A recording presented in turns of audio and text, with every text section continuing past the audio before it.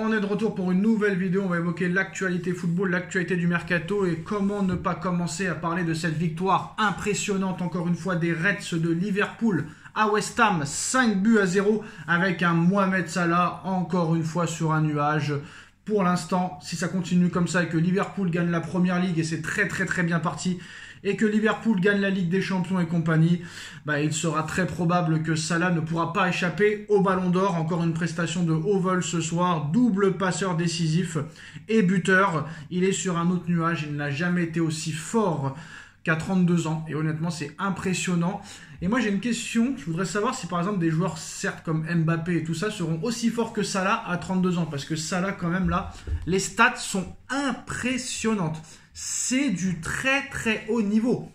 Les statistiques de l'actuel meilleur joueur du monde, parce qu'il n'y a pas autre chose à dire, 20 buts, 16 passes décisives en 26 matchs.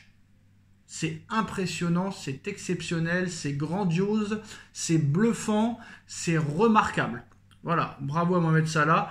Et bravo aussi à l'entraîneur, Arne Slot, que personne connaissait. Ils ont été le chercher au Feyenoord de Rotterdam. Et le gars, il est en train de faire un boulot complètement incroyable. Je repense à certains qui disaient que personne ne voulait de Luis Diaz au PSG. Et Luis Diaz a ouvert le score aujourd'hui, il est exceptionnel. Gakpo, exceptionnel. Alexander-Arnold, exceptionnel. Mais ce qu'il faut savoir, c'est que Liverpool va peut-être perdre ces deux joueurs-là cet été. Alexander-Arnold est en fin de contrat et il pourrait signer au Real Madrid dans les prochains jours, à moins qu'un autre club arrive. C'est possible, et souvent on annonce des joueurs dans des clubs et à l'arrivée ils ne signent pas. Je ne comprends pas pourquoi le Paris Saint-Germain ne se positionne pas sur Alexander-Arnold. Alors je sais que Enrique veut intégrer le plus de Titi possible, le plus de jeunes joueurs du centre de formation possible, mais quand tu as un joueur qui est libre comme Alexander-Arnold, tu ne peux pas essayer de tenter, tu ne peux pas ne pas essayer de tenter quelque chose. À son poste, c'est le meilleur. On va pas se mentir, à l'heure où on parle, Alexander-Arnold, c'est vraiment le meilleur arrière droit avec Hakimi. Alors, je sais pourquoi peut-être que le PSG ne s'y intéresse pas, c'est parce que Hakimi joue au même poste. Mais pour l'instant, Hakimi, malheureusement, n'a toujours pas prolongé officiellement. Et Hakimi sera à 1 an de la fin de son contrat cet été. Et va savoir si Liverpool ne s'y intéressera pas, si Alexander-Arnold quitte Liverpool cet été. Et aussi, Liverpool risque aussi de perdre Mohamed Salah gratuit. Et quand tu perds Salah et Alexander-Arnold, tout le côté droit gratuitement, ça peut faire très mal. Parce que Arnold et Mohamed Salah sont vraiment les investigateurs là, de la réussite de Liverpool. Alors, je ne sais pas si ça se dit, mais en tout cas, c'est eux très clairement qui font le boulot cette année. Donc vraiment... À suivre, et Luis Diaz qui fait aussi des merveilles avec Liverpool. Et encore, moi ce qui est impressionnant dans l'histoire, pour rappel, le gardien de West Ham c'était Areola, ils ont joué à 11 derrière West Ham, c'est ça qui est impressionnant. Dommage que Nono n'est pas là, parce qu'on nous dit, eux ils ont joué à 11 derrière, Reims ils ont joué à 11 derrière, Nice ils ont joué à 11 derrière, Strasbourg ils ont joué à 11 derrière, c'est pour ça qu'on n'arrive pas. Mais là regarde la compo d'équipe de West Ham, 5 défenseurs, 4 milieux,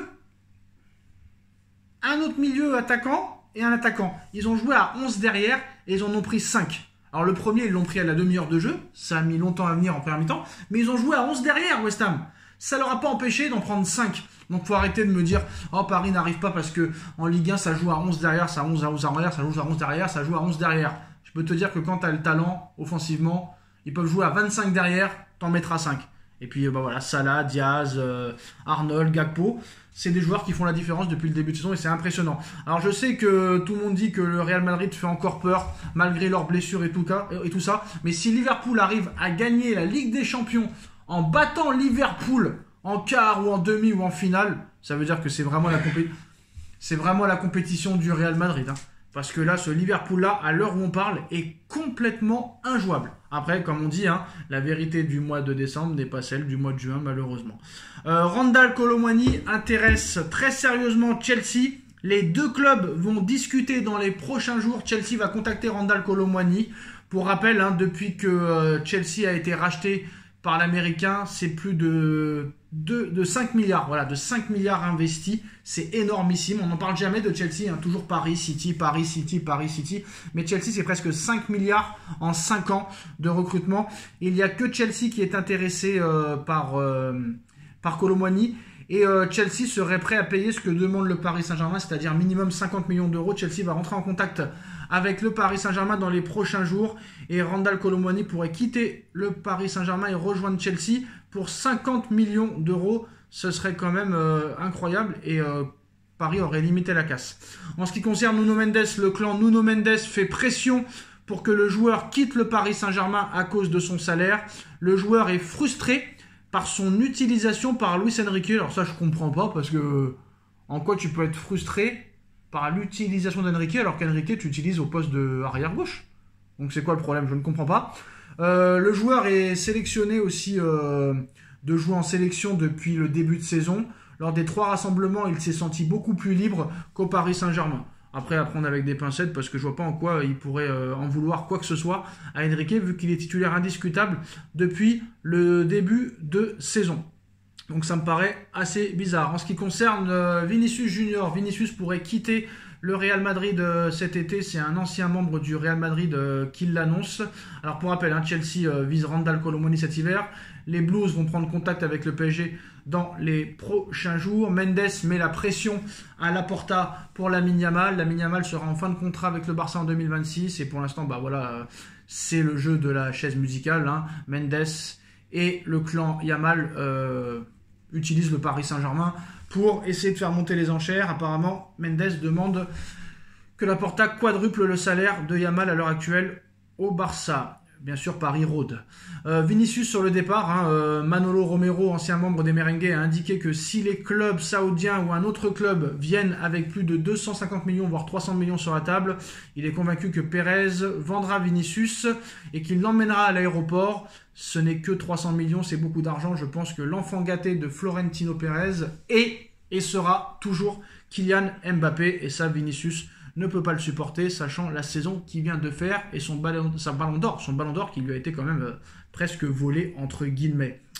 Aussi une stat incroyable, c'est celle de Jack Grealish, le joueur de Manchester City, acheté 116 millions d'euros, 45 matchs en 2024 et la stat incroyable de 0 but pour Jack Grealish.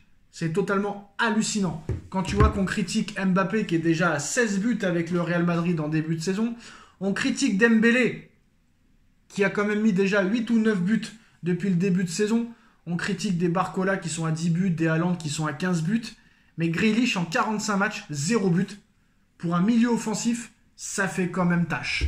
Surtout quand tu as acheté ce joueur-là, 116 millions d'euros. Si c'était Dembélé ou Mbappé qui avait ces stats, je te raconte pas ce qu'ils prendraient dans la tête. C'est hallucinant des fois comme quoi des joueurs, ils arrivent très clairement à échapper à la foudre des médias. Donc voilà, en tout cas c'est les dernières informations. Donc l'information principale c'est que Randal Kolo Muani est visé par Chelsea et que Chelsea serait prêt à payer ce que demande le PSG. Et on a aussi la liste des 5 joueurs que veut Guardiola pour guérir son équipe. Je l'ai toujours dit, je le répète, c'est Guardiola sans grand joueur, il ne peut pas y arriver. La preuve, il nous fait un caprice. Alors pour cet hiver, Monsieur Guardiola voudrait Bruno Guimaraes de Newcastle, Jamal Musiala du Bayern de Munich, Florian Wirtz du Bayer Leverkusen, Martin Zubimendi et Marc Guéhi. Voilà, soi-disant le plus grand entraîneur du monde qu'il ne peut pas faire avec ce qu'il a. Donc il prouve lui-même qu'il n'est pas un grand coach, qu'il lui faut des grandes Ferrari pour gagner. Voilà, c'est mon avis. Salut à tous. Tchuss.